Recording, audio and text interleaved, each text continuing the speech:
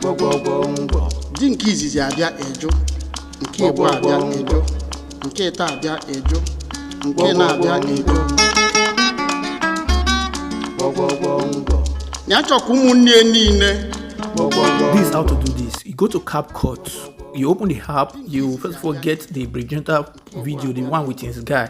They are dancing. Once you get that particular video, you add it, then you go and get your own video that you must have done.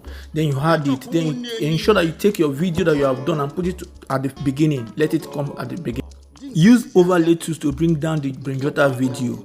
Then use the background tools to remove the background of that Jotter video. After the background is removed successfully, now is to mask the other guy.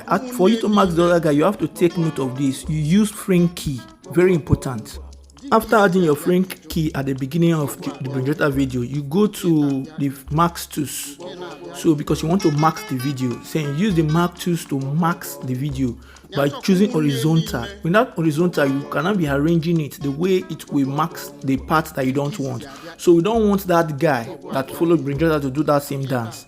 So that's why we mark the guy. The reason we are using frame key is to track the masking, because some part of the guy will escape the already masked area.